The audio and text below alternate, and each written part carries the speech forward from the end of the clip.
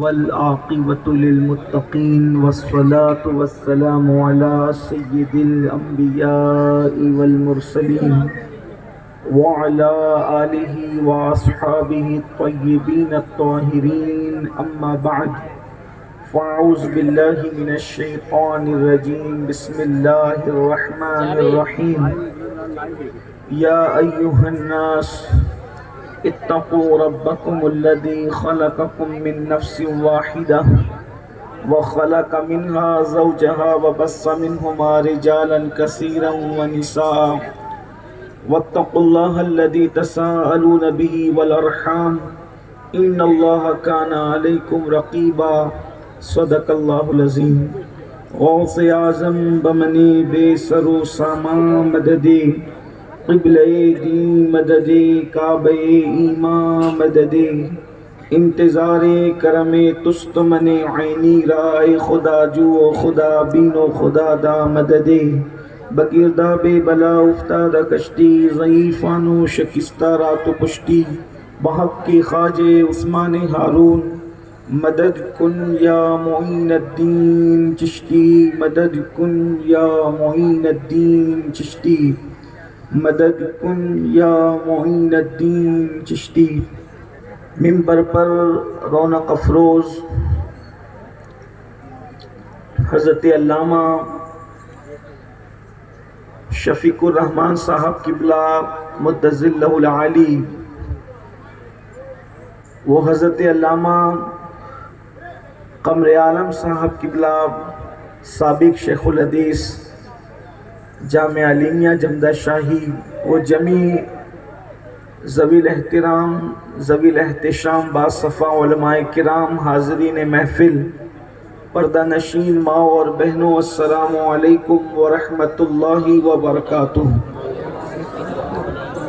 انتہائی احترام و عقیدت کے ساتھ اپنے اور ساری کائنات کے مرکز عقیدت انیس بے کساں چارہ ساز درد منداں، ہم غریبوں کے غم گسار، ہم فقیروں کی ثروت، شہر یار ارم تاجدار حرم، نو بہار شفاعت، شب اسرا کے دولہا نوشے بزم جنت، دانائے سبل مولائے کل ختم الرسل، خسرو خوباں سیاح لامکاں وجہ کن فکاں، در اللہ المکنون سر اللہ المخزون، عالم ما کانا وما یکون، آب و گل انبیاء جانو دل اصفیاء، مطلع ہر سعادت مقطع ہر سیادت، خلاصہ کائنات فخر موجودات، حضور احمد مجتبی محمد مصطفیٰ، ارواحنا فدا صلی اللہ تعالی علیہ وآلہ وصحبہ وبارک وسلم کی بارگاہ بے کس پناہ میں جس طریقے سے پڑھاؤں بلند آواز سے میرے ساتھ مل کر پڑھیں۔ الصلاۃ والسلام علیک یا رسول اللہ، الصلاۃ والسلام علیک یا نبی اللہ، الصلاۃ والسلام علیک یا حبیب اللہ، وعلی آلک واصحابک یا نور اللہ، صلی اللہ تعالی علیہ وسلم۔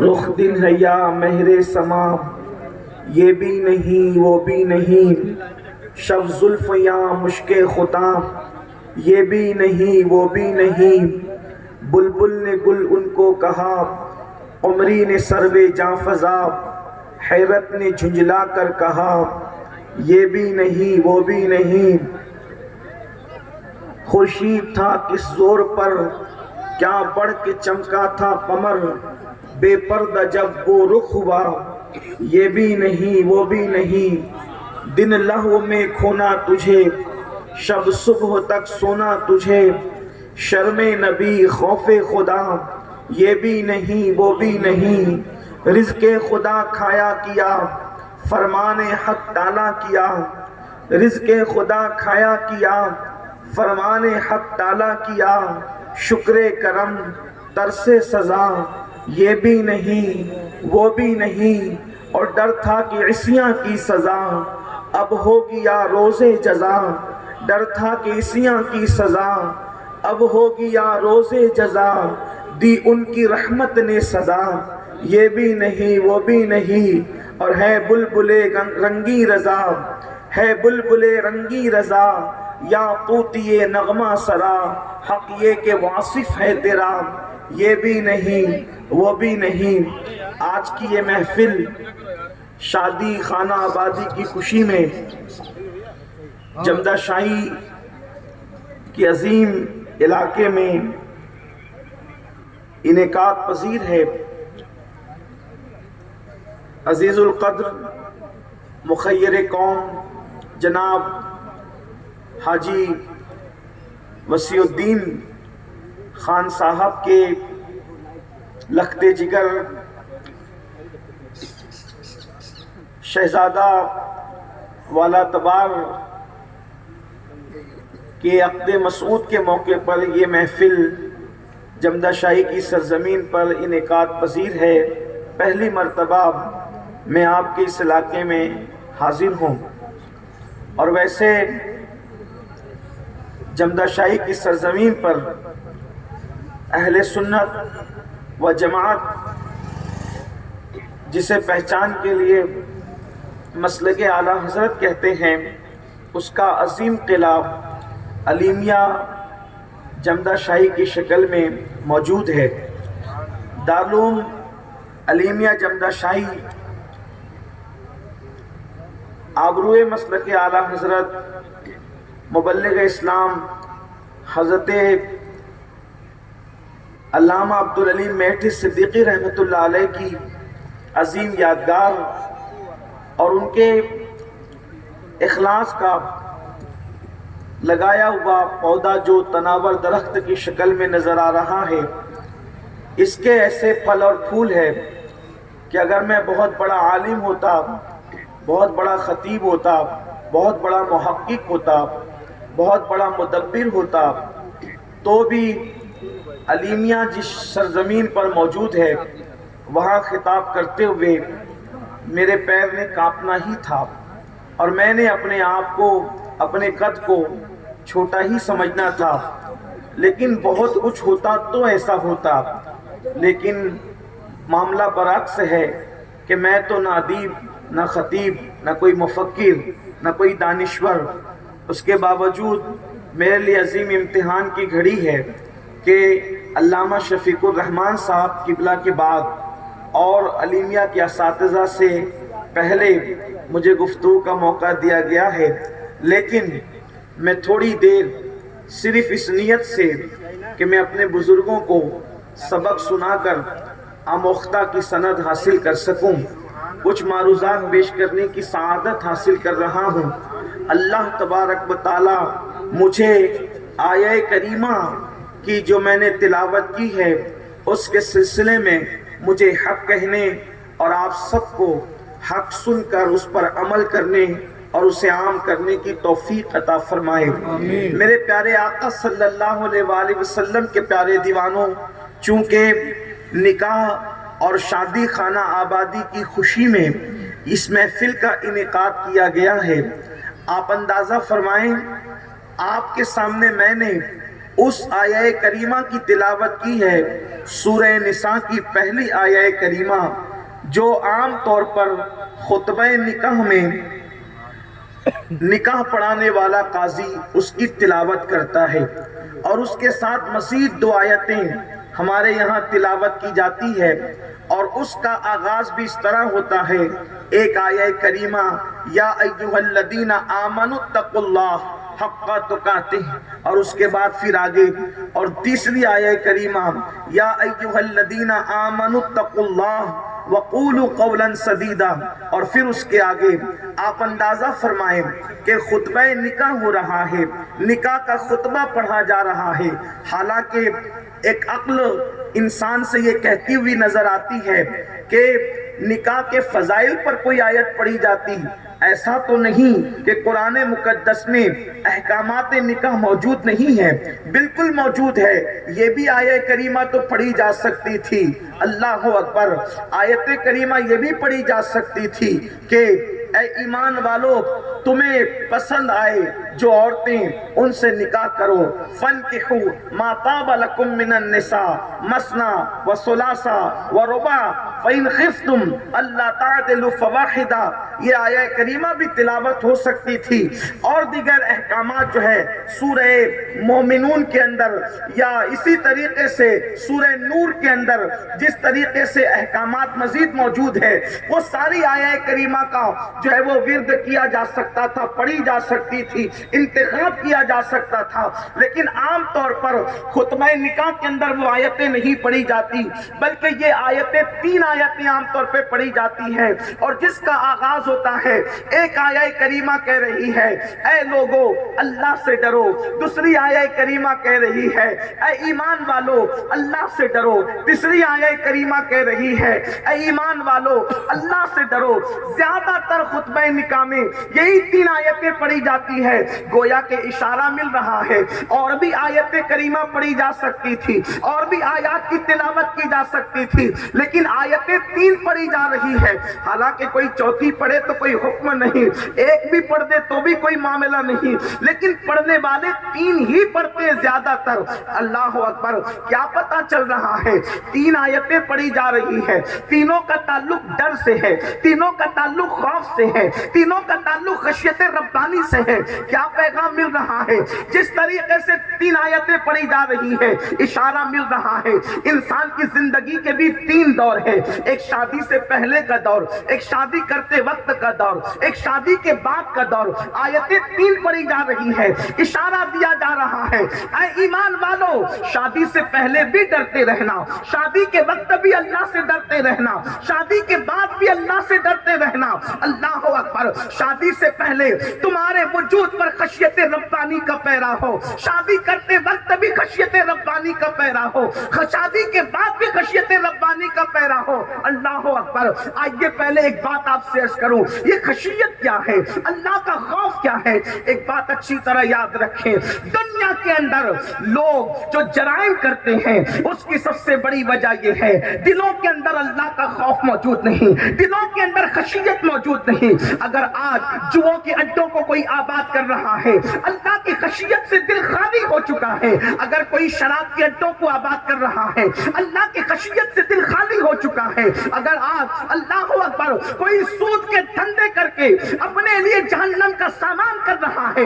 اللہ کی خشیت سے دل خالی ہو چکا ہے۔ یاد رکھنا، سارے جرائم کی جڑ یہ ہے اللہ کی خشیت کا دل میں نہ ہونا۔ اور ایک بات آپ کو بتا دوں، اللہ اکبر، ہمارے یہاں عالم اس کو نہیں کہتے جو کسی بہت بڑے مدرسے کی سند لے کر آئے، بلکہ ہمارے یہاں عالم اس کو کہتے ہیں جو جتنا زیادہ اللہ سے ڈرتا ہے وہ اتنا بڑا عالم ہوا کرتا ہے۔ اس لیے کہ قرآن کہتا ہے انما یخشی اللہ من عبادہ العلماء، اللہ کے بندوں میں اللہ سے ڈرنے والے علماء ہی ہیں۔ اگر عالم اللہ سے ڈرتا تو پھر فرقہ کیوں بناتا؟ اشرف علی بھی عالم کہلا رہا ہے، احمد رضا بھی عالم کہلا رہے ہیں، وہ فرقے پیدا کر رہا ہے۔ یہ پیغام اتحاد یوں دیتے ہیں، ایک میرا ہی رحمت میں دعویٰ نہیں، شاہ کی ساری امت میں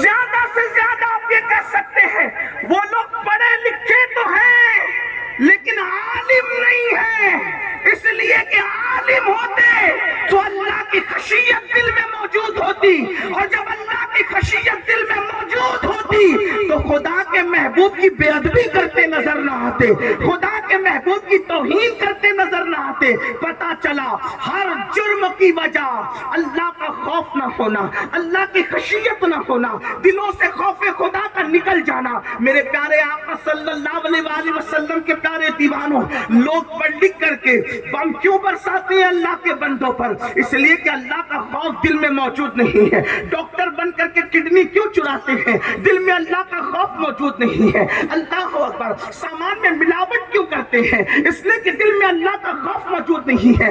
پتہ چلا تعالی جس دل میں خشیت ربانی بس جاتی ہے، جس دل میں اللہ کا خوف بس جاتا ہے، پھر وہ بندہ فرشتوں سے آگے نکلتا ہوا نظر آتا ہے۔ میرے آقا صلی اللہ علیہ وآلہ وسلم کے دیوانوں، اسی لیے تو میرے آقا مصطفیٰ کریم رؤوف الرحیم صلی اللہ علیہ وآلہ وسلم ارشاد فرماتے ہیں، جب کوئی اللہ کے خوف سے کانپتا ہے تو اس کے گناہ ایسے جھڑتے ہیں جیسے پتجھڑ کے موسم میں درخت سے پتے جھڑتے ہیں۔ اگر کوئی اللہ کے خوف سے روتا ہے اور اس کی آنکھ سے مکھی کے سر کے برابر آنسو نکل جاتا ہے، اللہ اس کے سر پر، اللہ رب العزت اس کے وجود پر، اس کے چہرے پر جہنم کی آگ کو حرام فرما دیتا ہے۔ پتا چلا اللہ کا خوف ضروری ہے سدھرنے کے لیے، سدھارنے کے لیے۔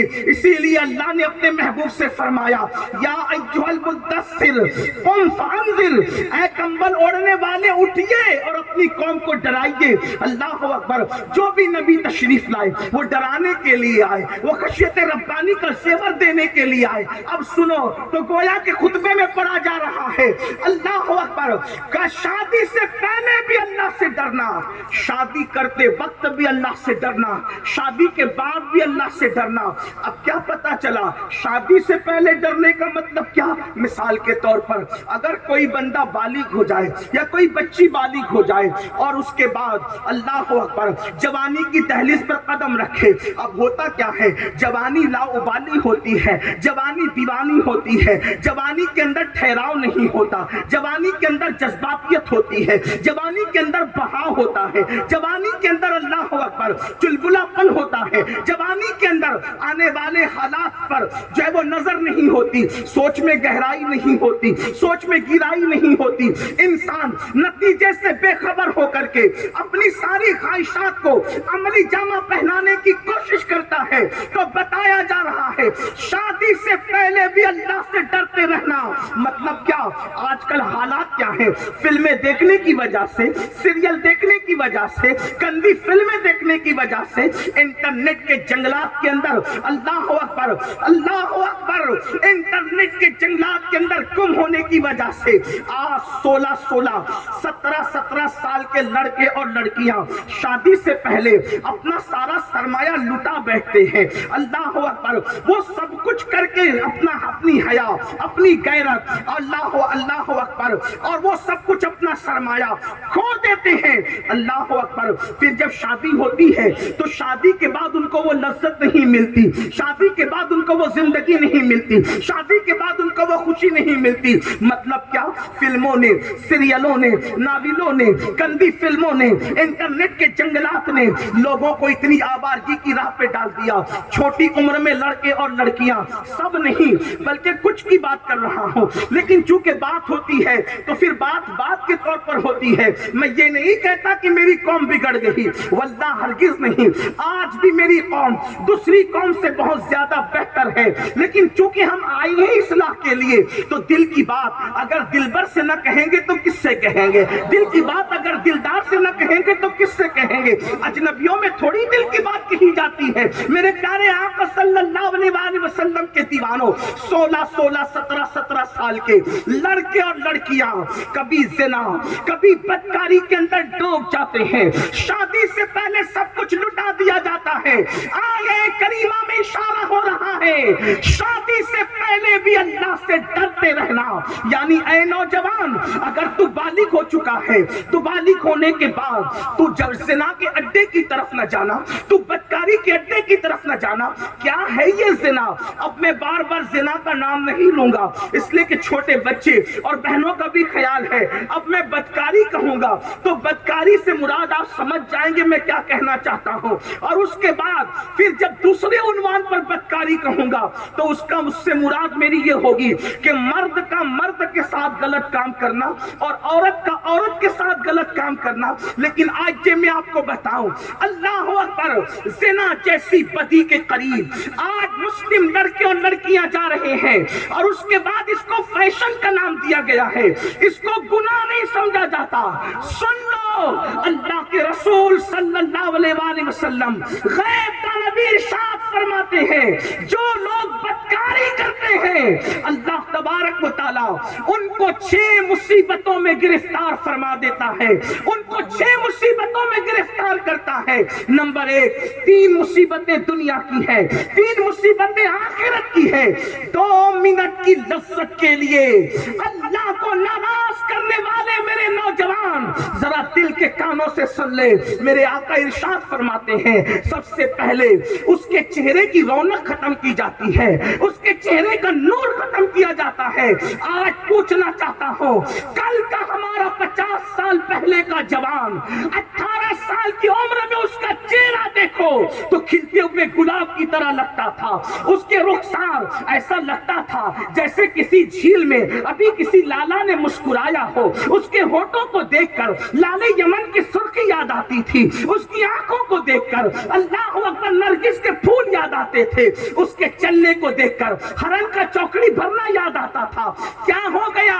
बुरा हो सिना और बदकारी का आज ये सुनी सुनी आंखें, ये अल्लाह अकबर, ये अजीब से अल्लाह अल्लाह उलझे हुए बाल और ये बेरौनक चेहरे, ऐसा लगता है जैसे किसी वहशत में मुब्तला है, जैसे किसी कब्र से मुर्दे को निकाल के लाया गया है।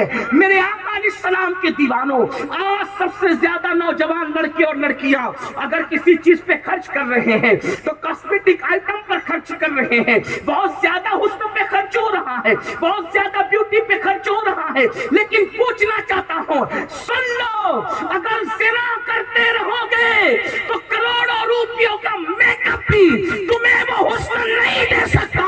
पाक दामन बनते चले जाओ, खुदा तुम्हारे चेहरे को जगमगाता रहे। जमीन के ऊपर भी चेहरा जगमगाएगा, जनाजे में भी चेहरा जगमगाएगा, कब्र में भी चेहरा जगमगाएगा और मैदान महशर में वुजू की बरकतों से चेहरा 14वीं रात की तरह जगमगाता नजर आएगा। सुभान अल्लाह, सुभान अल्लाह, या रसूल अल्लाह, जिंदाबाद, जिंदाबाद। खूबसूरत बनने का ख्वाब देखने वालों, सुभान अल्लाह, अच्छे साबुन खूबसूरत नहीं बनाते, अच्छे क्रीम खूबसूरत नहीं बनाते, कीमती और महंगे फेस वॉश खूबसूरत नहीं बनाते, बल्कि फेस वॉश कितना भी इस्तेमाल करो कुछ नहीं होगा। निगाहों के अंदर हया पैदा करो, इस तरह से जैसे कुरान कहता है, कुल लिल मुमिनीन यगुद्दु मिन अबसारिहिम, ऐ मेरे महबूब मोमिनों से फरमा दे कि वो निगाहों को नीची रखें, अपनी निगाहों पर हया का पैरा बिठा के देख, अल्लाह तेरी आंखों में भी चमक देगा, तेरे चेहरे पर भी चमक अता फरमाएगा। तो ज़िना की वजह से चेहरे की चमक जाती है, चेहरे का नूर जाता है, चेहरे की चमक उड़ जाती है, चेहरे की रौनक खत्म हो जाती है। और उसके बाद जो दूसरी चीज खत्म होती है, अल्लाह के रसूल गैब दा नबी सच्चे सुच्चे सादिक और मसदूक फरमाते हैं, अल्लाह उसकी रिस्क में कटौती कर देता है, उसका रिस्क तंग कर देता है। आज दौलत के लिए सऊदी तक जाने वालों, दौलत के लिए दिल्ली और कलकत्ता तक का सफर करने वालों, दौलत के लिए दुबई तक का सफर करने वालों, अपने वतन को छोड़कर दौलत के लिए मारे मारे फिरने वालों, अगर ज़िना से तुम्हारा रिश्ता कायम है तो गैब दा नबी कासिम नेमत फरमा रहे हैं कि जिसने ज़िना किया अल्लाह उसकी रोजी में तंगी पैदा कर, रोजी तंग होगी, रोजी में तंगी होगी।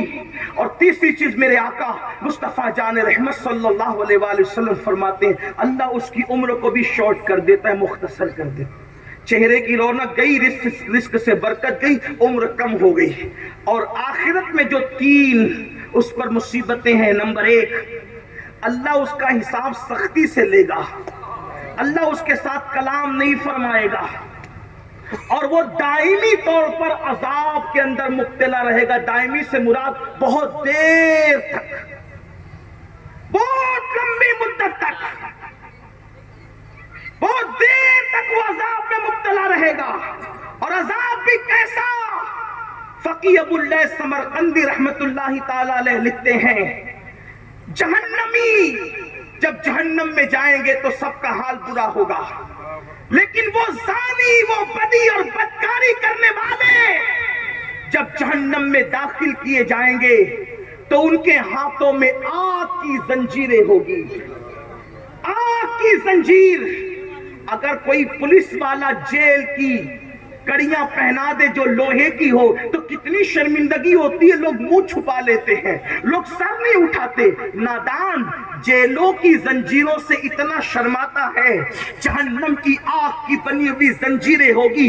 آج کسی ہیرو اور اداکار کی نقل کرتے ہوئے, اور اگر میری بہنیں بھی اس بلا میں مبتلا ہیں, یقیناً وہ ایسی تو نہیں ہیں, لیکن ان سے بھی اللہ اکبر دل سے فریاد کرتے ہوئے پوچھنا چاہتا ہوں, اے میری بہن, تو صنف نازک کہلاتی ہے. اگر تجھے اگربتی کا چٹکا لگ جائے تو تو بے چین اور بے قرار ہو جاتی ہے. پیاز کے چھلکے, اللہ اکبر, پیاز کے چھلکے کاٹتے ہوئے یا پیاز کاٹتے ہوئے اگر تیری انگلی چھری سے کٹ جائے تو تو کتنا چیخ پڑتی ہے. اے میری نادان بہن, تو نے کسی فلم کی اداکارہ کو, سیریل کی اداکارہ کو اپنے لیے آئیڈیل بنا کر اگر تو نے بھی کسی سے آنکھیں لڑا لی ہے, تو نے بھی کسی سے رابطہ استوار کر لیا ہے, تو بھی معاذ اللہ حیا کے پردے سے نکل کر بے پردگی کی طرف جا رہی ہے, تو کان کھول کر کے سن لو. اللہ اکبر, ہاتھوں میں آگ کی زنجیریں ہوگی. اگر یہ کوئی مقرر کہتا تو شاید ہم اس پر مبالغہ کا الزام لگا دیتے, کسی جلسے کا ناظم کہتا تو ہم اس کا مذاق اڑا لیتے, اگر یہ کوئی سیاسی لیڈر محض کہتا تو ہم کہتے کہ یہ ڈرا رہا ہے, لیکن یہ وہ فرما رہا ہے جو اپنی طبیعت اور اپنی مرضی سے کبھی کلام کرتے ہی نہیں. اللہ اکبر, زبان ان کی ہے, کلام خداوند قدوس کا ہے. اللہ اکبر, جس نے اپنی طبیعت سے کبھی کچھ کہا ہی نہیں. میرے آقا, وہ زبان جس کو سب کن کی کنجی کہے, اس کی نافذ حکومت پہ لاکھوں سلام. وہ دہن جس کی ہر بات وحی خدا, چشمہ علم و حکمت پہ لاکھوں سلام. مسلمانوں, تمہیں ڈر نہیں لگتا؟ اے میری قوم کے جوانوں, اپنے نازک سے وجود پر تمہیں رحم نہیں آتا؟ او نادان, دوسروں سے نفرت کرتے کرتے کیا تمہیں اپنے جسم سے بھی محبت نہ رہی؟ مئی کی گرمی کی تپش برداشت نہیں کر سکتے؟ جہنم کے دہکتے ہوئے شعلوں کے بنی ہوئی زنجیریں جب زنا کی وجہ سے ہاتھ میں ڈالی جائے گی, اس وقت تو تمہارا کیا بنے گا؟ اللہ اکبر. پھر اس کے بعد میرے آقا غیب دا نبی صلی اللہ علیہ وآلہ وسلم فرماتے ہیں, بدکاری کرنے والے لڑکے اور لڑکیوں کے پیروں کے اندر, اللہ اکبر, جہنم کی آگ کی بنی ہوئی زنجیریں پیروں میں ڈال دی جائے گی. اسی پر بس نہیں, آگ کا بنا ہوا کرتا, آگ کا بنا ہوا لباس ان بدکاری کرنے والوں کو پہنایا جائے گا. اللہ کے حبیب غیب دا نبی صلی اللہ علیہ وآلہ وسلم فرماتے ہیں, اس کرتے کا حال یہ ہے جو جہنم کی آگ سے بنا ہوا کرتا ہے, اگر وہ کسی پہاڑ پہ رکھ دیا جائے تو پہاڑ جل کر کے ریزہ ریزہ ہو جائے, پہاڑ جل کر کے سرمے میں تبدیل ہو جائے. میں پوچھنا چاہتا ہوں, کیا پہاڑوں سے زیادہ طاقت آ گئی اپنے جسم میں؟ کیا پہاڑوں سے زیادہ قوت آ گئی اپنے جسم میں؟ اللہ کے بندو, ایک دن اللہ کی عدالت ہے. فلم کی ہیرو کی طرح زندگی گزار کر, فلم کی اداکارہ کی طرح لڑکیاں زندگی گزار کر اپنی آخرت کو تباہ نہ کرو, اپنی آخرت کو برباد نہ کرو. نکاح سے پہلے بھی اللہ سے ڈرتے رہو. اللہ اکبر, یہ حال ہوگا. اسی پر بس نہیں, بلکہ میرے اور آپ کے آقا غیب دا نبی صلی اللہ علیہ وآلہ وسلم ارشاد فرماتے ہیں, اس کا حال یہ ہوگا, اس کی کیفیت یہ ہوگی, جنہوں نے زنا کیا ہوگا کہ اللہ اکبر, ان کی شرم گاہوں پر آگ بھری جائے گی. اللہ اکبر, ان کی آنکھوں میں آگ کی سلاخیں ڈالی جائے گی. ذرا سوچو تو صحیح. اللہ اکبر, میرے آقا صلی اللہ علیہ وآلہ وسلم کے دیوانوں, اگر آنکھ میں تنکا چلا جائے آنکھ رو پڑتی ہے, آنکھ میں پیاس کے اگر اللہ اکبر وہ ننے سے باریک باریک ذرات پیاس کاٹتے وقت چلے جائے, آنکھ بے چین ہو جاتی ہے, آنکھ میں دھول چلی جائے, آنکھ لال لال ہو جاتی ہے, آنسو بہانے لگتی ہے. ہائے ہائے, زنا کرنے کے بدلے میں, بدکاری کرنے کے بدلے میں جب ان آنکھوں کے اندر جہنم کی آگ کی سلاخیں ڈالی جائے گی, اس وقت انجام کیا ہوگا, اس وقت کے حالات کیا ہوں گے. مگر یاد رکھنا, بڑی معذرت کے ساتھ, کوئی بچانے والا نہیں ہوگا. قرآن کہتا ہے, ان عذاب ربک لواقع ما لہ من دافع, تیرے رب کا عذاب واقع ہو کے رہے گا, اور جب اللہ عذاب دینے کا فیصلہ کر لے تو اس عذاب کو کوئی نہیں ٹال سکتا. فاروق اعظم نے اس آیہ کریمہ کو سن کر گر پڑے، بے ہوش ہو گئے، 3 مہینے تک بخار اور بیماری کی کیفیت میں مبتلا رہے، جن کو رسول اللہ صلی اللہ علیہ وسلم نے جنت کی بشارت دی تھی، ان کی خشیت اور خوف کا یہ عالم ہے۔ اور جس قوم کا حال یہ کہ وہ فجر کی نماز بھی زندگی بھر کبھی نہیں پڑھتے، وہ یہ سوچ کر کے بیٹھے ہیں ہم جنت میں نہیں جائیں گے تو کون جنت میں جائے گا؟ ہم تو رسول اللہ کے دیوانے، ہم حضور کے عاشق۔ میں کہتا ہوں اگر میں کچھ کہوں تو تمہاری نظر میں برا ہوتا ہوں، لیکن آؤ قوت القلوب میں شیخ ابو طالب مکی حدیث لکھتے ہیں، اللہ کے رسول علیہ السلام نے فرمایا جو مجھ سے محبت کا دعویٰ کرتا ہے اور پوری رات سوتا ہے، میں محمد اعلان کرتا ہوں کہ وہ جھوٹا ہے، جھوٹا۔ حضور فرما رہے ہیں جو رسول اللہ سے محبت کا دعویٰ کر کے پوری رات سوئے، حضور فرماتے ہیں وہ جھوٹا ہے۔ جو صبح کو فجر میں بھی نہیں اٹھے اس سے بڑا جھوٹا کون ہوگا؟ عاشقوں کی تو پہچان یہ ہے، اپنے جیسے انسان سے پیار ہو جائے تو راتوں کو نیند نہیں آتی۔ ہمیں محبوب خدا سے کیسا عشق ہوا ہے کہ فجر میں اپنی نیند نہیں کھلتی۔ ٹرین پکڑنا ہے تو برابر نیند کھلے گی، پلین پکڑنا ہے تو برابر نیند کھلے گی، بچے کو اسکول اور ٹیوشن پہنچانا ہے برابر آنکھ کھلے گی، فجر کے لیے آنکھ نہیں کھلتی۔ کتنا سادگی کے ساتھ بہانا ہے، اس کا مطلب کہیں نہ کہیں ہم چیٹنگ کر رہے ہیں۔ میں تو یہ نہیں کہتا کہ تم عاشق نہیں ہو، کیونکہ میں نے کسی کا دل چیر کر نہیں دیکھا۔ سب سے بڑا مجرم اور بد عمل تو میں ہی ہوں، میں کسی پہ کیا انگلی اٹھا سکتا ہوں، لیکن اتنا ضرور کہوں گا اللہ کے رسول علیہ السلام نے جن کو دنیا میں جنت کی بشارتیں دی تھی، وہ عذاب کی آیتیں سن کر 3 مہینے تک بیمار ہے، اور ہم عذاب کا ذکر سن کر کے ہنستے ہیں۔ مولانا ہم کو ڈرا رہے، مولانا ہم کو ڈرا رہے، کیا اللہ غفور الرحیم نہیں ہے؟ مولوی صاحب اتنا نہ ڈراؤ۔ یہاں مجھے امام المتکلمین علامہ نقی علی خان علیہ رحمہ کا ایک جملہ بہت اچھا یاد آتا ہے۔ آپ فرماتے ہیں خدا کو کریم جان کر گناہ کرنے والے، خدا کو کریم جان کر گناہ کرنے والے خدا کو قادر جان کر زہر کیوں نہیں کھا لیتا؟ جیسے وہ کریم ہے تیرے گناہ پر تجھے جنت دے سکتا ہے، ویسے وہ قادر بھی تو ہے، زہر پر تجھے زندگی بھی دے سکتا ہے، لیکن تو نے خدا کو قادر جان کر کبھی زہر نہیں کھایا، اور خدا کو کریم جان کر تو گناہ کر رہا ہے۔ اس کا مطلب اس کی صفت رحیمی کا تو کتنا مذاق اڑا رہا ہے، اس کی صفت عفو کا تو کتنا مذاق اڑا رہا ہے۔ سن لو، اللہ کی محبت جس کے دل میں جتنی زیادہ ہوگی وہ اتنا زیادہ اللہ سے ڈرے گا، اس کے دل میں اللہ کا خوف اتنا زیادہ ہوگا، تو ڈر نہیں لگتا۔ وہ جہنم کے دہکتے ہوئے شعلے، اللہ کے رسول فرماتے ہیں آنکھوں کے اندر آگ کی سلاخیں ڈالی جائے گی، یہ کہہ کے تو زنا کرتا تھا۔ بعض تو ایسے بھی بدماش وہاں ہوں گے، حدیث پاک میں آتا ہے کہیں گے مولا میں نے کوئی گناہ نہیں کیا، اللہ فرمائے گا اس کی زبان کو چپ کرو۔ قرآن کہتا ہے وَتُكَلِّمُنَا أَيْدِيهِمْ وَتَشْهَدُ أَرْجُلُهُمْ بِمَا كَانُوا يَكْسِبُونَ، زبان چپ کر دی جائے گی اور کلام کریں گے اس کے اعضاء، پھر ہاتھ کہے گا مولا میں نے تو حرام پکڑا تھا، پیر کہے گا مولا میں حرام کی طرف چل کر گیا تھا، ران کہے گی میں نے زنا کیا تھا، آنکھ کہے گی میں نے پاپ کیا تھا۔ اللہ فرمائے گا فرشتے، 2 فرشتے، ایک فرشتہ کہے گا میں نے لکھا تھا، میں نے سنا تھا، اللہ فرمائے گا بندے میں تیرا ہر گناہ جانتا تھا لیکن میں نے پردہ پوشی کی تھی، زمین کہے گی میں نے تو دیکھا تھا، اللہ فرمائے گا اس نے میری پردہ پوشیوں کے باوجود توبہ نہیں کی، اس کو منہ کے بل گھسیٹتے ہوئے جہنم میں لے جاؤ۔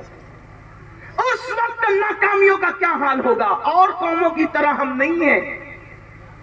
یہ تو زنا کی بات ہوئی، دوسری بدکاری جو قوم لوط کا عمل لوگ کرتے وہ تو اور اس سے برا ہے عذاب کے اعتبار سے۔ اللہ کے رسول صلی اللہ علیہ وآلہ وسلم ارشاد فرماتے ہیں جب کوئی مرد کے ساتھ بدی کرتا ہے تو شیطان خدا کا غضب دیکھ کر وہاں سے شیطان بھاگ جاتا ہے، شیطان بھاگ جاتا ہے وہاں سے اللہ کے غضب کو دیکھ کر. اور فرشتے دیکھتے ہیں کہ ابھی آسمان زمین پہ گر پڑے گا اس گناہ کی وجہ سے. آسمان زمین پہ گر پڑے گا, آسمان کے کنارے لرزنے لگتے ہیں, قریب ہوتا ہے کہ آسمان زمین پہ گرے. فرشتے آسمان کے کنارے پکڑ کے قل ہو اللہ شریف کی تلاوت کرنا شروع کر دیتے ہیں, حتیٰ کہ جب زمین کے اوپر کوئی مرد کے ساتھ, عورت کے ساتھ بدی کرے تو اس وقت اللہ کا عرش بھی کانپنے لگتا ہے. جانور بھی یہ کام نہیں کرتے سوائے سور اور خنزیر کے. اسی لیے فرمایا گیا جو اس فعل بد میں مبتلا ہوگا وہ کہیں بھی مرے گا, اس کی قبر سے اس کو نکال کے وہاں لے جا کر پھینک دیا جائے گا جہاں قوم لوط پر عذاب آیا تھا. قرآن کہہ رہا ہے ڈرو, اللہ سے ڈرو, مطلب شادی سے پہلے ڈرو, پاک دامن رہو, لڑکے بھی رہیں لڑکیاں بھی رہیں. ایک روایت مجھے یاد آتی ہے, صاحب درۃ الناصحین لکھتے ہیں, علامہ عثمان ابن حسن, جس کو میں اپنے الفاظ کے جامع میں پیش کرتا ہوں اختصار کے ساتھ. دیکھو جوانی دیوانی ہی ہوتی ہے, لیکن اگر دونوں میں کوئی ایک اللہ سے ڈرے تو لڑکیاں بھی پھسل نہیں سکتی, لڑکے بھی پھسل نہیں سکتے. شادی سے پہلے پاک دامن رہو. ایک بات یہ بھی کہوں, جو شادی سے پہلے پاک دامن رہے گا اگر مرد ہے تو اللہ اس کو پاک دامن بیوی دے گا, اور عورت ہے تو اللہ اس کو شوہر بھی پاک دامن دے گا. اگر کچھ گڑبڑ ہو گئی تو توبہ کر لی تو بھی اللہ پاک دامن دے گا, اور توبہ نہیں کی ذمہ دار تم ہو, کچھ نہیں کہہ سکتا. لیکن اتنا ضرور کہتا ہوں اہل علم کے لیے, البر لا یبلا والذنب لا ینسى والدیان لا یموت, اعمل ما شئت کما تدین تدان. کہہ دیا گیا جو چاہے کر, جیسا کرے گا ویسا پائے گا.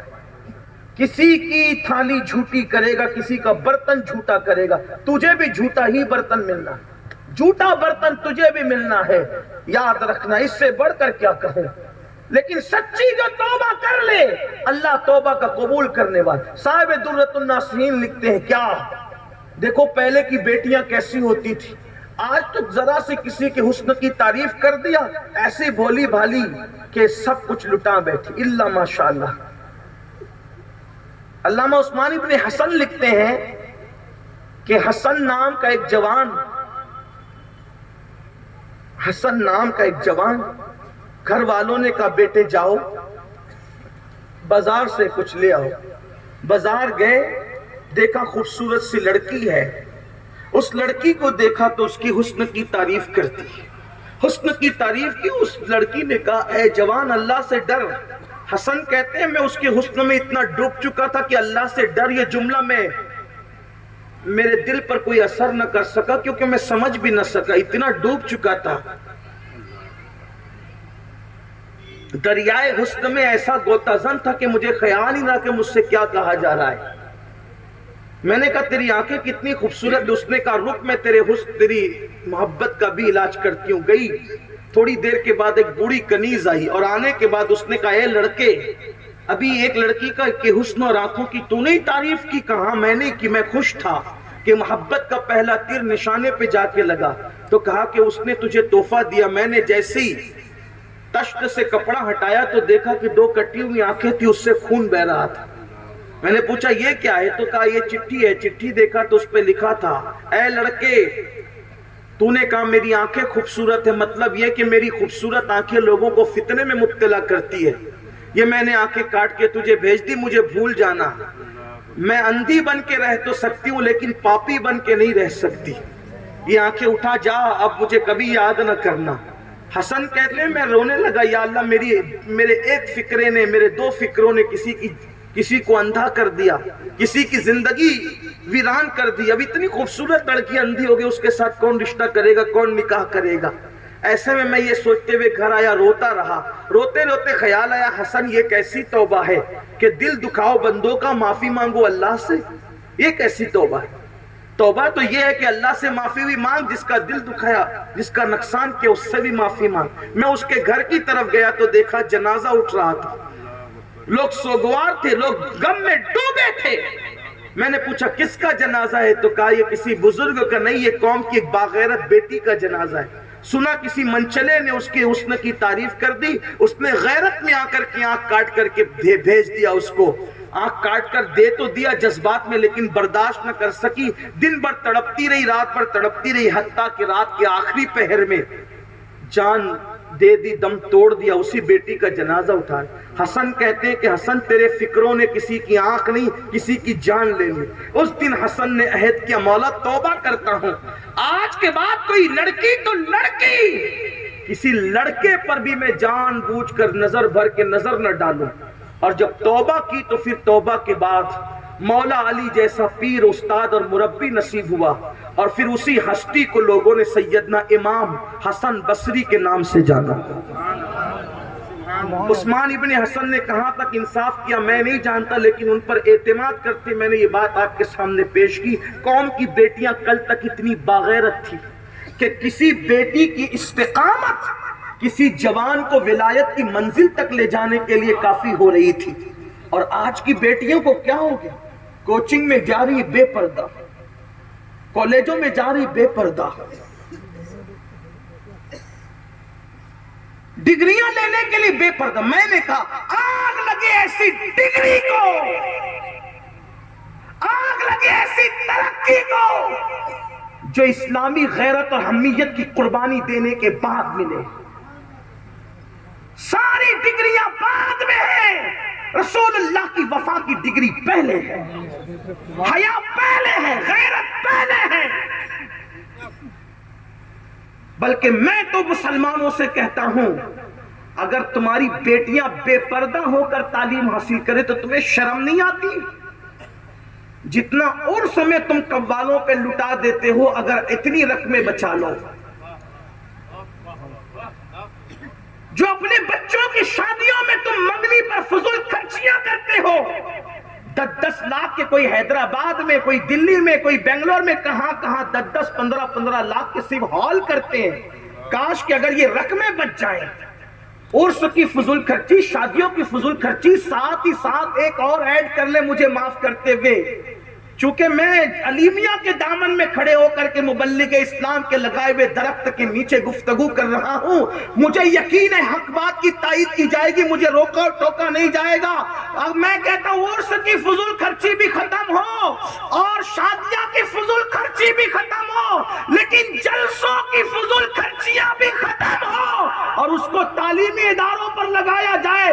اگر ایسا ہو گیا تو میں کہتا ہوں علیمیہ جیسے ایک نہیں، ہندوستان میں سینکڑوں اداروں کی بہاریں نظر آئیں۔ نعرے تکبیر، نعرے رسالت، اصلاح معاشرہ کانفرنس، اولاد غوث اعظم، اولاد غوث اعظم، عشق محبت، عشق محبت، عشق محبت، عشق محبت، نعرے تکبیر، نعرے رسالت معاشرہ۔ مجھے پتا ہے میرے جیسا آدمی عرس اور شادی پر تو بول جاتا ہے، جلسے پہ اس لیے نہیں بولتا کہ جلسے سے میرا تعلق ہے، لیکن یاد رکھنا اگر ہم نے جلسوں کی فضول خرچی پہلے ختم نہیں کی تو شادی اور عرس کی فضول خرچی کبھی ختم نہیں ہو سکتی، اس لیے کہ جلسے میں بولنے والا باعمل نہیں ہوگا۔ جب وہ خود کہے گا کہ مجھے جب تک 50,000 میرے اکاؤنٹ میں نہیں ڈالو گے میں نہیں آؤں گا، تو دین بیچنے والوں نے پھر انقلاب کون سا بپا کرنا ہے؟ انقلاب تو مبلغ اسلام عبدالعلیم جیسے بے نفس لوگوں سے آتا ہے،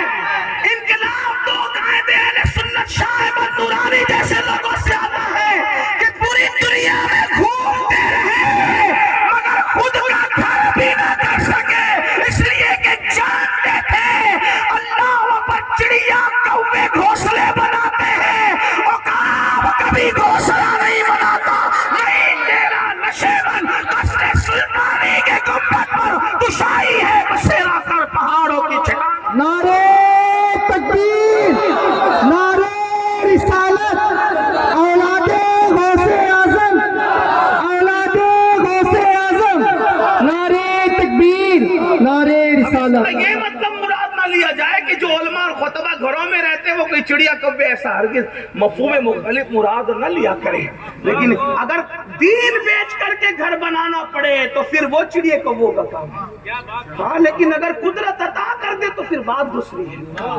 ہاں مگر دیکھو عبدالعلیم صدیقی کا نتیجہ بتا رہا ہے مبلغ اسلام کا کہ زمین پہ خود کا گھر نہیں بنایا، پھر آخری میں خدا نے کیسا قیامت تک کے لیے ٹھکانہ عطا کر دیا کہ اگر آج مجھ سے کوئی پوچھے کہ المبلغ اسلام کہاں ہے تو میں کہوں گا کسی کے بارے میں یقین سے نہیں کہہ سکتا، لیکن جو جنت البقیع میں سو ہے ان کے لیے تو کہہ سکتا ہوں کہ وہ جنت میں ابھی بھی آ رہا ہے۔ جب ماں کے قدموں میں جنت ہے تو رسول کے قدموں کا عالم کیا، پورا بقی نبی کے قدموں میں ہے، رسول اللہ کے قدموں، یہ صلہ وفاؤں کا ان کو ملتا ہے جو خلوص کے ساتھ۔ تو میری گزارش ہے کہ جلسوں کی فضول خرچی بھی بند کی جائے، کوئی ضروری نہیں ہے کہ اتنی دور سے مین القادری ہی کو بلایا جائے، مسجد کا امام بھی خطابت کر سکتے۔ سبحان اللہ، سبحان اللہ۔ آپ میں تو یہ کہتا ہوں گویوں کو بلاتے ہو 50-50 ہزار دیتے، اور مسجد کے امام کی تنخواہ بڑھانے کے لیے تمہیں بخار آتا ہے، اور پھر کہتے ہو یہ 2 کوڑی کا مولوی، 2 کوڑی کا مولوی، جج آ جائے تو شادیوں میں اٹھ کے کھڑے رہتے ہو، وکیل آ جائے تو کھڑے رہتے ہو، اور امام کے لیے توجہ بھی نہیں کرتے کیونکہ وہ 2 کوڑی کا مولوی ہے۔ کبھی پتا کیا مولوی کا مطلب کیا ہوتا ہے؟ مولوی کا مطلب ہوتا ہے لغت میں مولا والا، اس کو اللہ والا بھی کہتا ہے اور 2 کوڑی کا بھی کہتا ہے۔ جو اللہ والا ہوگا وہ 2 کوڑی کا کیسے ہوگا؟ میں تو لوگوں سے کہتا ہوں غصے میں تو نہیں آتا، لیکن یہاں مجھے غصہ آتا ہے کہ تیری ماں تیرے باپ پہ حلال نہ ہوئی ہوتی اگر اس مولوی نے ایجاب و قبول کرانے کا احسان نہ کیا ہوتا، تیرا باپ قبر میں سکون سے سونے کے قابل نہ ہوا ہوتا اگر اسی مولوی نے نماز جنازہ نہ پڑھی۔ کتنے افسوس کی بات ہے، 4 سے چنندہ شعر سننے کے لیے ہم 50-50 ہزار دیتے ہیں، لیکن مہینے بھر محنت کرنے والے فجر وہی، ظہر وہی، عصر وہی، مغرب وہی، مکتب وہی، اذان بچوں کے کان میں وہی، جنازہ وہی۔ جب یہ کہتے ہیں تو میرے کچھ دوستوں کو غصہ آتا ہے، لیکن میں کہتا ہوں یاد رکھنا جب تک حق نہیں بولو گے اس وقت تک حق تک پہنچ نہیں سکتے۔ سبحان اللہ، بہت خوب۔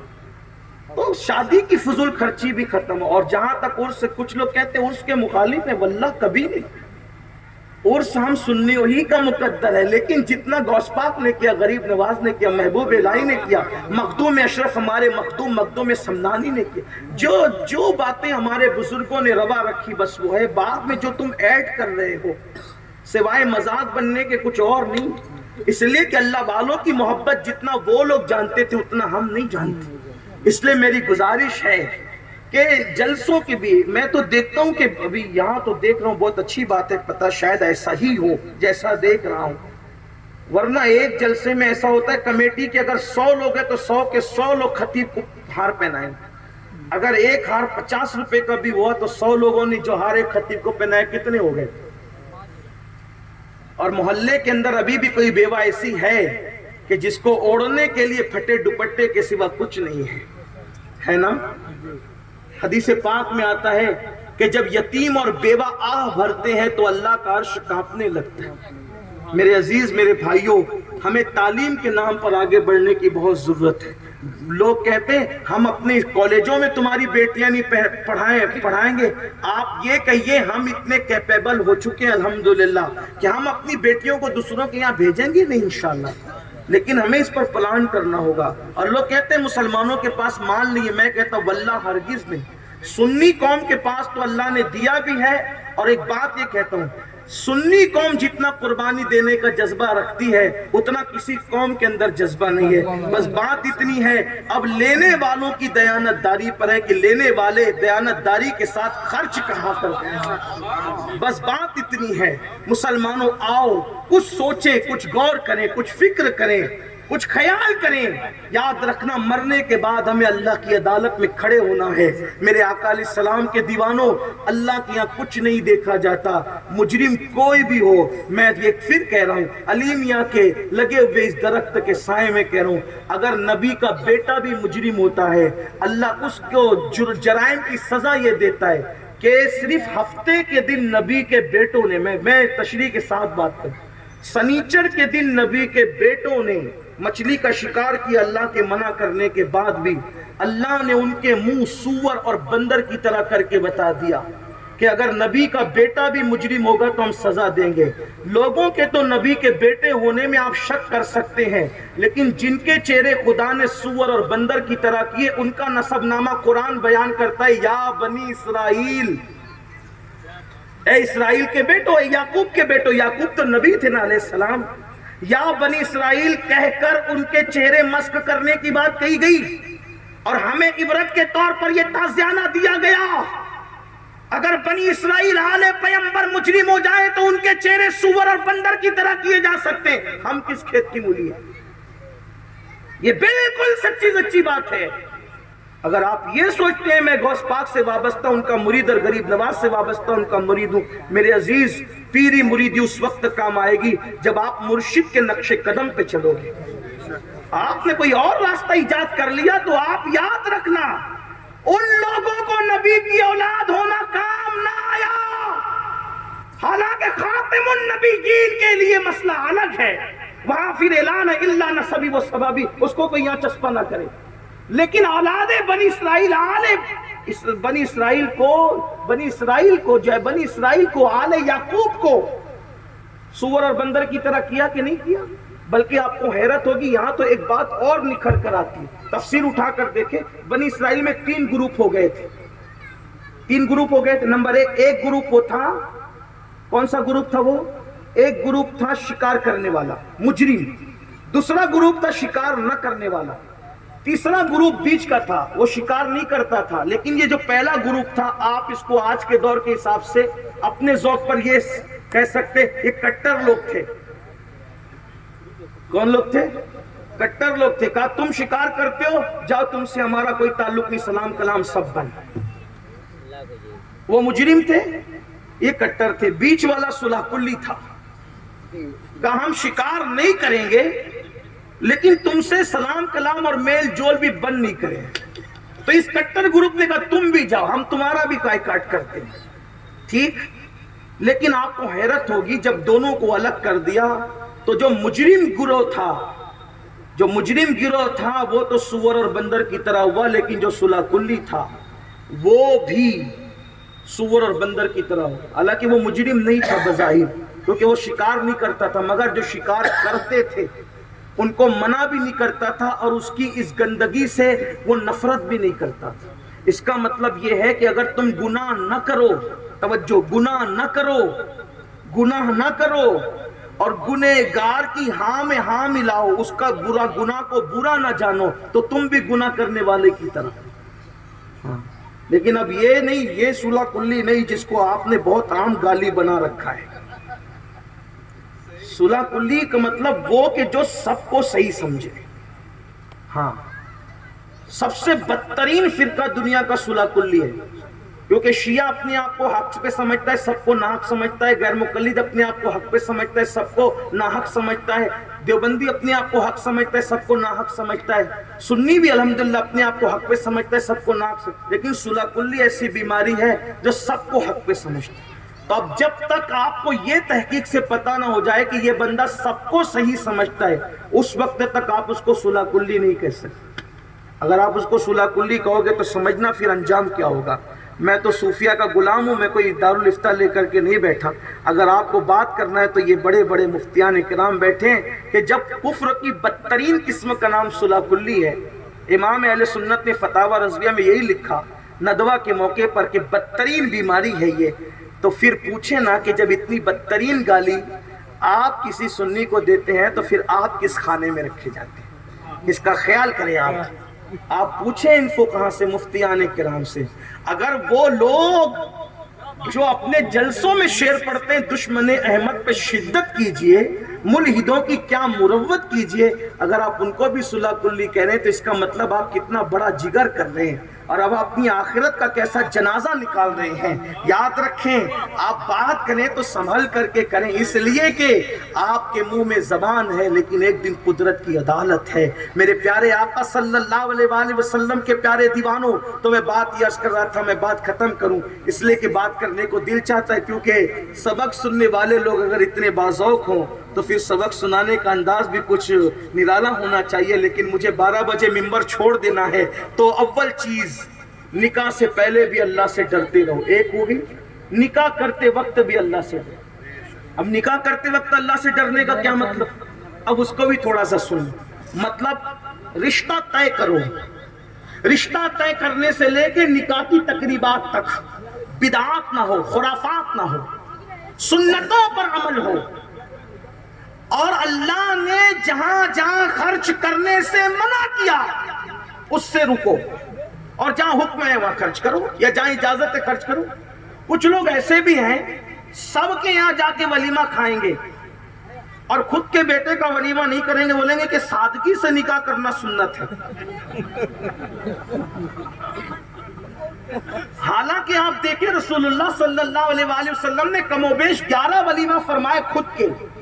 کوئی ولیمہ پنیر پر بھی فرمایا، کوئی ولیمہ ستو پہ بھی فرمایا، کوئی ولیمہ کھجور پر بھی فرمایا، لیکن جب حضرت زینب کے ساتھ نکاح ہوا آسمانوں پر، جب ولیمہ فرمایا تو پھر بکری ذبح کر کے بکری کا سالن اور روٹی بنائی، اور پھر پورے مدینے کے صحابہ کو بلا کر کے کھلایا۔ اب گویا کہ بتایا تیرے حالات جیسے ہو اس کے مطابق ولیمہ کر۔ اگر تو بہت پاورفل اور کیپیبل نہیں ہے تو ستو کھلا کے بھی کر سکتا ہے، پنیر کھلا کے بھی کر سکتا ہے، کھجور کھلا کے بھی کر سکتا ہے، لیکن اللہ نے اگر تجھے دولت دی ہے تو پھر سید الطاعہ بکری کا گوشت کا سالن بھی بنا، اور پھر جتنوں کو بلا سکتا ہے اتنوں کو بلا کر یہ بھی ہونا چاہیے۔ ورنہ لوگ کیا کرتے ہیں، دراصل معذرت کے ساتھ یہ ہے کہ بدعقیدوں نے بہت دین کی شکل بگاڑ۔ وہ تو کہتے ہی ہیں بیچارے کہ رسول اللہ بہت غریب تھے بیچارے، وہ اسی لیے پیٹ پہ پتھر باندھتے تھے۔ ان بیچاروں کو کیا سمجھ میں آتا ہے، جو بیچارہ ان کو کہتے ہیں جو سارے بیچاروں کا چارہ ہے۔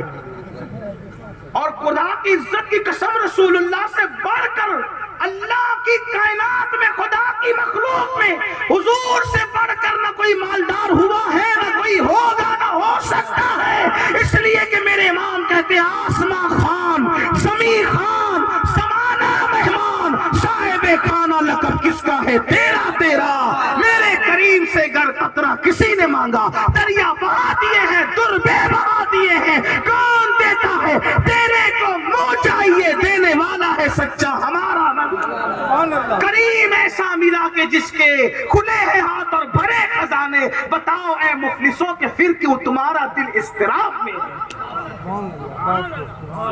حضور سے بڑھ کر کوئی مالدار نہیں۔ اٹھا کر صحیح سیرت پڑھ لے، ظاہری زندگی میں بھی جتنی زمینیں رسول اللہ کے پاس تھی کسی کے پاس نہیں۔ ایک ایک سائل کو جنگل بھر بھر کے بکریاں دے رہے ہیں۔ سائل آ کر کے کہتا ہے لوگوں مسلمان ہو جاؤ، محمد مالا مال کر دیا کر۔ آپ بتائیں جنگل بھر ایک بکری دینا، آج کے مالدار جن کی فیکٹریاں چلتی ہے وہ جلدی کسی سائل کو بکری اٹھا کر کے نہیں دیتے، حضور جنگل بھر بھر کر دے۔ تو حضور علیہ السلام نے کبھی پیون والا لباس بھی پہنا، پھر سیرت اٹھا کے دیکھیں، کبھی کبھی 27 اونٹ دے کر ایک جبہ بھی خریدا۔ حضور کے یمنی جبے بھی تھے، یعنی یمنی جبے کا مطلب یہ کہ بدیسی ملک کے جبے بھی حضور پہن رہے، تو اس کا مطلب یہ نہیں ہے کہ آپ، مگر پھر پیون والا کیوں پہنا؟ پیون والا اس لیے پہنا کہ مجھ جیسے غریبوں کے لیے سنت ہو جائے، اور یمنی جبے اس لیے پہنا کہ علامہ شفیق الرحمان جیسوں کے لیے بھی سنت ہو جائے۔ سبحان اللہ، سبحان اللہ، سبحان اللہ۔ بھئی میری غربت پر سنت کا پردہ ڈال دیا۔ امین القادری پھٹا ہوا پہن کے آئے تو کوئی غربت کا مذاق نہ اڑائے، بلکہ کہا کہ دیکھو کتنا پیارا بندہ ہے، محبوب کی سنت پہ عمل کر رہا ہے۔ اور علامہ شفیق الرحمان قیمتی پہن کے آئے تو کوئی مغرور نہ کہے، کہا کہ کتنا پیارا بندہ، یہ بھی سنت پہ عمل کر رہا ہے، کیونکہ نبی جیسے غریبوں کے نبی ہے ویسے وہ مالداروں کے نبی۔ سبحان اللہ۔ حضور نے دونوں کے لیے سنت بنا۔ ستو پہ ولیمہ اس لیے کیا کہ غریبوں کے غربت میں سنت کا پردہ آ جائے، اور بکری کا گوشت کھلا کے ولیمہ اس لیے کیا کہ مالداروں کو بھی اسوہ نصیب ہو جائے۔ سبحان اللہ۔ تو کرتے وقت، نکاح کرتے وقت اللہ سے بینڈ باجا نہیں بجانا، ڈی جے نہیں بجانا، پٹاخے نہیں پھوڑنا، پٹاخے نہیں پھوڑنا۔ لوگ کہتے ہیں پٹاخے اس لیے پھوڑتے کہ نکاح کا اعلان کر رہے ہیں، یہ اعلان بچا تھا؟ بلکہ میں تو کہتا ہوں کہ شاید تم بتا رہے ہو تم بتا رہے ہو جیسے جہاں سے لائے ہو وہیں خرچہ کر رہے ہو، کہیں ایسا تو نہیں ہے؟ لوگوں کے دلوں کو آگ لگا لگا کر کے کمایا ہے، تو اب یہاں بھی آگ لگ رہی ہے۔ ایسا مت کرو، اپنے مال کو آگ نہ لگاؤ۔ پٹاخے کا ہمارے یہاں کیا تصور ہے؟ ایسا نہیں ہونا، بلکہ بڑی معذرت کے ساتھ دل جلتا ہے، لوگ تب تو میلاد النبی میں بھی پٹاخے پھوڑ رہے ہیں۔ کتنے افسوس کی بات ہے۔ رحمت للعالمین کی آمد کے وقت یہ خرافات، علماء اہل سنت نے کبھی خرافات کی نہ تائید کی ہے نہ کر سکتے۔ جتنا شریعت اجازت دیتی ہے کہیں بھی اتنا ہی کرو، اس سے زیادہ مت کرو۔ جتنا بزرگوں نے اجازت دی اتنا ہی کرو، اس سے زیادہ مت کرو۔ پھر بیٹی کا رشتہ بھی کرو تو میں بیٹے کا رشتہ بھی کرو۔ دیکھو اللہ سے ڈرتے ہوئے ایک بات کہتا ہوں، آج ہر آدمی رٹ لگاتا ہے بیٹی بیٹیا کو رشتہ نہیں آتا، بیٹے کو نہیں آتا، کیوں پڑے ہوئے ہو کہ برادری میں آئے تو دیں گے؟ کیوں پڑے؟ مسلمان ہیں، کوئی آر والا معاملہ نہیں ہے، دے دو۔ صرف اتنا دیکھو کہ مومن ہے کہ نہیں، ایمان والا ہے کہ نہیں۔ ہر آدمی اپنی برادری لے کے بیٹھا ہے، جبکہ میرے آقا نے فرمایا کلکم من آدم و آدم من تراب، تم سب آدم کی اولاد اور اللہ نے آدم کو مٹی سے پیدا کیا۔ اگر برادری میں ملتا ہے تو کرو، نہیں برادری میں ملتا ہے تو پھر جہاں ملتا ہے وہاں کر دو۔ آر کی بات اگر نہیں ہے تو اچھے سے کر دو۔ برادری کے چکر میں کہاں پر جاری بات پتہ ہے، لے کے بیٹھتے ہیں، جب پھر کسی سنی کے یہاں کا رشتہ نہیں آتا تو پھر بدعقیدوں میں بیٹیاں دیتے ہیں، بدعقیدوں میں بیٹا، اور پھر کیا بڑے قرر و فرضہ کہتے ہیں مولانا سید صاحب نکاح تو آپ کو پڑھانا ہے۔ کیوں؟ اللہ میں تو وہاں سے لا رہا ہوں بیٹی، تو آپ کو چلنا پڑے گا۔ ارے بھائی وہاں سے کیوں لا رہے گا، اپنے سنی بنا لے گی نا۔ اور تو کتنا کلمہ یاد کر چکا جو اس کو سنی بنائے گا؟ تجھے تو کلمے کا ترجمہ آج تک یاد نہیں ہوا، اب تو بڈھا ہو رہا ہے۔ ہنسنے کی بات نہیں، افسوس کی بات ہے کہ سنی بنا لے، کون سا سنی بنائے گا؟ تجھے کتنے اہل سنت کے عقیدے میرے بھائی یاد ہے؟ چل ٹھیک ہے، اگر تو لا کر سنی بنا بھی لے تو کیا تیرا پوتا جو پیدا ہوگا تو اس کے بعد عقیدہ باپ کو نانا نہ کہے گا؟ جب وہ بیمار پڑے گا تو کیا تیری سنی بہو سنی بننے کے بعد اس بدعقیدہ گستاخ رسول کی عیادت کے لیے نہ جائے گی؟ تیرا بیٹا داماد بننے کے بعد اس کے جنازے میں شریک نہ ہوگا؟ نہیں۔ ایک بات یاد رکھنا، مسلک پہلے نمبر پر ہے، برادریاں بعد میں ہیں۔ کوئی دولت مت دیکھو، کوئی مال مت دیکھو۔ بدعقیدوں کے یہاں نہ بیٹیاں دو نہ بیٹیاں لو۔ حضور تاج الشریعہ نے کیا فرمایا؟ بہت خوبصورت بات فرمائی، فرمایا نبی سے جو ہو بیگانہ اسے دل سے جدا کر دے، پدر مادر برادر جان و مال ان پر فدا کر دے۔ یہ اپنا مسلک ہے، مسلک کا خیال کرو، ورنہ عاشق رسول بھی بنو گے، مصطفیٰ جان رحمت پہ لاکھوں سلام بھی پڑھو گے، بدعقیدوں میں برادری کی بنیاد پر رشتہ داریاں بھی کرو گے۔ تو نکاح کرتے وقت بھی اللہ سے ڈرو، اور جب نکاح کر لو بات سمیٹ لو، نکاح کے بعد بھی اللہ سے ڈرو۔ اب نکاح کے بعد اللہ سے ڈرنے کا کیا مطلب؟ بیوی کے حقوق ادا کرو، جو تم کھاؤ وہ اس کو کھلاؤ، جیسی قیمت کا لباس تم پہنو ویسی قیمت کا لباس اس کو پہنو۔ رات بھر گیم مت کھیلو، موبائل لے کے مت بیٹھو، انٹرنیٹ پہ مت بیٹھو، فیس بک پہ مت بیٹھو۔ اس کا حق ہے، اس کے ٹائم کے وقت اس کو ٹائم دو۔ بلکہ ایک بات میں آپ سے کہتا ہوں، اگر بیوی کی حق تلفی نفل نماز پڑھنے کی وجہ سے ہوتی ہے تو اللہ کے رسول نے ایسی نفل نماز پڑھنے پہ پابندی لگا دی۔ ایک صحابیہ کا نکاح ہوا، اللہ کے رسول نے چند دن کے بعد ان سے پوچھا کیسی ہو؟ تو انہوں نے عرض کیا یا رسول اللہ میرے شوہر بہت نیک ہے۔ توجہ کریں، کیسی بیٹی ہے وہ کہ شکر کے پردے میں کس شان سے شکایت کر رہی ہے؟ فرماتی ہیں، عرض کرتی حضور میرے شوہر بہت نیک ہے، پوری رات مصلے پہ گزار دیتے ہیں، میرے اور آپ کی طرح کوئی ظاہر بین ہوتا تو کہتا ماشاءاللہ اللہ تجھے مبارک کرے، لیکن جس کی نگاہ سے خدا کی ذات نہ چھپی اس کی نگاہ سے شکر کے پردے میں شکایت کیسے چھپ سکتی تھی؟ اللہ کے رسول نے فرمایا بلا اس کو۔ جب وہ آئے فرمایا کیا تم مجھ سے زیادہ اللہ سے ڈرتا ہے؟ حضور علیہ السلام نے کہا آگے ڈر کی بات، کیا تم مجھ سے زیادہ اللہ سے ڈرتا ہے؟ اس کی حضور یہ کیسے ہو سکتا ہے؟ فرمایا میں کھاتا بھی ہوں، روزہ بھی رکھتا ہوں، میں روزہ بھی رکھتا ہوں، افطار بھی کرتا ہوں، میں سوتا بھی ہوں، نمازیں بھی پڑھتا ہوں، فرمایا تم مجھ سے زیادہ اللہ سے نہیں ڈرتے، رات رات بھر تم مصلی پر کھڑے رہتے ہو، تمہاری بیوی کا بھی تم پر حق ہے۔ اور حضور نے ان کو رات بھر مصلی پہ کھڑے رہنے سے روک دیا کیونکہ بیوی کی حق تلفی ہو رہی تھی۔ اب میں اپنی قوم کے جوانوں سے پوچھتا ہوں، اگر رات بھر نفل پڑھنے سے بیوی کی حق تلفی ہوتی ہے تو حضور رات بھر کی نفل نماز سے روک دیتے ہیں۔ جو نوجوان پوری رات موبائل لے کے بیٹھے ہیں، پوری رات بیوی سے گفتگو بھی نہیں ہوتی، بات بھی نہیں ہوتی، وہ سسکتی اور تڑپتی رہتی ہے اور کروٹیں بدلتی رہتی ہے، جب نفل نماز سے روکا گیا پوری رات سے کہ بیوی کی حق تلفی نہ ہو، تو موبائل کے استعمال کی اجازت تمہیں کس نے دی؟ رات بھر واٹس ایپ چلانے کی، 4:30 بجے دیکھو تو آن لائن، 3:30 بجے دیکھو تو آن لائن، 3 بجے دیکھو تو ہر وقت تم آن لائن۔ ہنسنے کی بات نہیں میرے بھائی، اپنے اعمال کا احتساب کرو۔ یہ محفل لطیفہ گوئی کے لیے نہیں ہے، یہ محفل جو ہے وہ دل بہلانے کے لیے نہیں ہے، یہ محفل منورنجن کے لیے نہیں ہے، یہ محفل تو احتساب کے لیے ہے۔ سوچو تو صحیح، اللہ کو کیا جواب دو گے؟ تمہاری بیویوں کا تم پہ حق ہے، ان کو وقت دو، ان کو ٹائم دو، لیکن یاد رکھنا، یہ تو میں نے حدیث پڑھی مفہوم کے طور پہ۔ آج کل یہ بھی شکایتیں سننے میں آ رہی ہے کہ شادی شدہ عورتیں بھی جو وہ ناجائز تعلقات کا شکار ہو رہی ہے۔ اس میں قصوروار میں مردوں کو مانتا ہوں، کیونکہ جو شوہر اپنی بیوی کو ٹائم نہیں دیتے، جو بیوی کو وقت نہیں دیتے، پھر ایک وقت آتا ہے شریف ہوتی ہے تو صبر کر جاتی ہے، چنچل ہوتی ہے، باکپن ہوتا ہے، اور پھر بے باکی ہوتی ہے تو قدم کہیں نہ کہیں اٹھنے لگتے ہیں۔ اس لیے میری گزارش ہے، اپنی خواتین کو ٹائم دو۔ ہم تو اللہ کے رسول علیہ السلام کو دیکھ رہے ہیں، میرے آقا علیہ السلام تو سفر بھی ازواج مطہرات کے بغیر نہیں کرتے تھے۔ حضور کا کوئی سفر ازواج مطہرات کے بغیر آپ کو نظر نہیں آئے گا۔ سفر حج میں سب کو ساتھ لے گئے، جنگ کے سفر میں بھی باضابطہ قرعہ ڈالا جاتا تھا، ساتھ میں کون سی ام المومنین جائے گی؟ کتنی حیرت کی بات ہے، حضور سفر جنگ میں بھی، جہاد کے سفر میں بھی ازواج کے بغیر نہیں جا رہے ہیں، اور ہمارا حال یہ ایک ہی بستر پہ وہ لیٹ کے ہم بیٹھے ہوئے ہیں، کوئی ہمارا تعلق نہیں ہے۔ سوچو کیسی آگ لگے گی، کیسا طوفان ہوگا، کس طریقے سے جو ہے وہ معاملات ہوں گے میرے آقا علیہ السلام کے پیارے دیوانوں۔ اس لیے شادی کے بعد بھی اللہ سے ڈرو، بھرپور وقت دو اپنی عورتوں کو،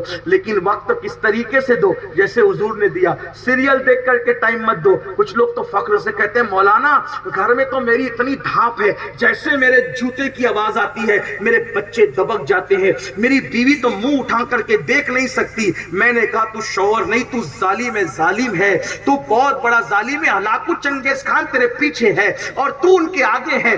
وہ کیسے؟ میں نے کہا وہ شوہر نہیں جس کو دیکھ کر کے بیوی دبک جائے، جس کو دیکھ کر کے بچے دبک جائے، تو جا کر کے ڈانٹ رہا ہے، ظلم کر رہا ہے، زیادتی کر رہا ہے، اس لیے خوف اور دہشت کا ماحول ہے۔ ایسے گھر میں پھر عورتیں تمنا کرتی کہ کوئی کام آئے بیچارہ جلدی گھر کے باہر جائے، بچے تمنا کرتے کوئی کام ہے ابو جلدی سے باہر جائے، لیکن یہ اسلامی شوہر نہیں ہوتا۔ اسلامی شوہر وہ ہوتا ہے کہ وقت ہو تو بیوی انتظار کرے، میرے گلستان کا گل کس طرح میری خوشیاں لے کر کے میرے آنگن میں جلوگر ہوگا، کب وہ آئے گا کہ دل مسکرائے گا، زبان پہ اللہ اکبر محبتوں کے جملے آئیں گے اور کھلکھلا کر کے دیوار شکن کہنے لگیں گے۔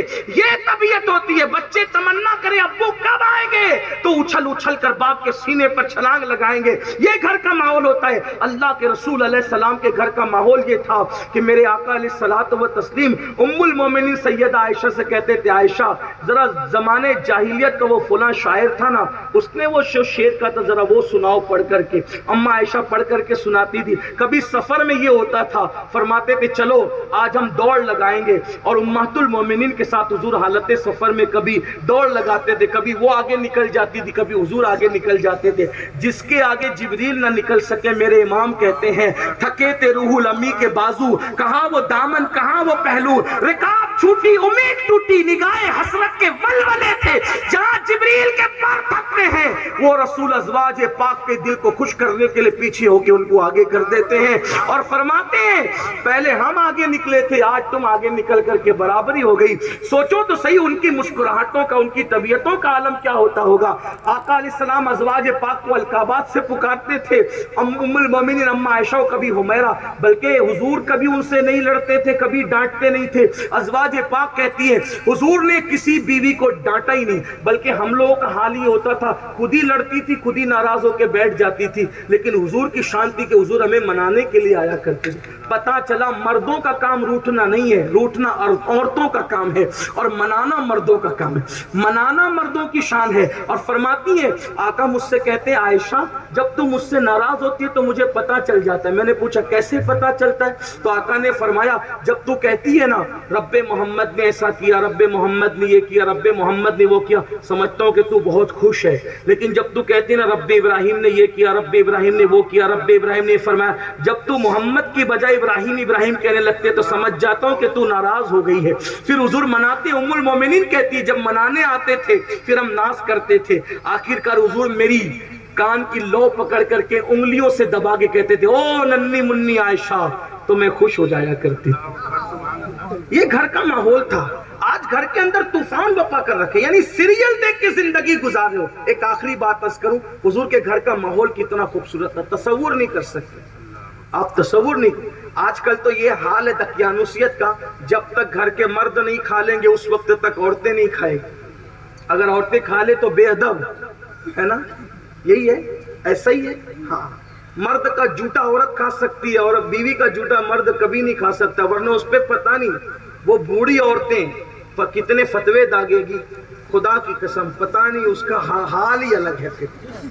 मगर आपको बताऊं, उम्मुल मोमिनीन सैयदा आयशा फरमाती है, जब कभी कटोरे में दूध होता और दूध आता तो हुजूर पहले मुझे पेश कर, मैं पीती, फिर मेरे लबों की निशानी देख करके मैंने कहां से पिया है, फिर हुजूर उसी को देखकर वहीं पे होठ रख के वहीं से नोश फरमाते। जब मैं हुजूर के साथ खाना खाने के लिए बैठती तो मेरी उंगलियों का निशान देख देख कर हुजूर वहीं से खाना उठाते। फिर कभी कोई गोश्त की बोटी होती जो कम गली हुई होती, हुजूर कहते पहले तुम खाओ, और फिर मैं वहां से नोच करके खाती और फिर मैं हुजूर को बचा कर देती, फिर हुजूर वहां से नोच करके खाती। ये मोहब्बतों का आलम था। मैं सोचता हूँ शायद जितने बैठे हो गए कोई इसका तसव्वुर नहीं कर सकता। अगर आप में से कोई करता है तो मैं उसको सलाम करता हूँ। अल्लाह हम सबको अमल की तौफीक दे। गुफ्तगू के दरमियान कोई गलती है तो अल्लाह माफ़ फरमाए। अल्लाह ताला हमारे भाई वसीउद्दीन साहब के बेटे की शादी है, अल्लाह इसमें खूब बरकत दे। सैयदा फातिमा और मौला अली में जो मोहब्बत थी, अल्लाह होने वाले दूल्हा दुल्हन में ऐसी मोहब्बत पैदा फरमाए। अम्मा खदीजा और रसूलुल्लाह में जो मोहब्बत थी, उस मोहब्बत का सदका अल्लाह होने वाले दूल्हा दुल्हन में और सबकी इज़्दिवाजी ज़िंदगी में अता फरमाए। गुफ्तगू के दरमियान कोई गलती हो तो अल्लाह ताला माफ़ फरमाए। अस्तग़फिरुल्लाह रब्बी मिन कुल्लि ज़ंबि व अतूबु इलैहि। अभी प्रोग्राम चलता रहेगा, आप उठे नहीं, ऐसी महफिलें बहुत मेहनत से सजती है, आप बदनज़मी पैदा ना करें। उम्मीद है कि आप बैठे रहेंगे, आगे का प्रोग्राम समझ। अच्छा माशाअल्लाह, सलातो सलाम पढ़ेंगे।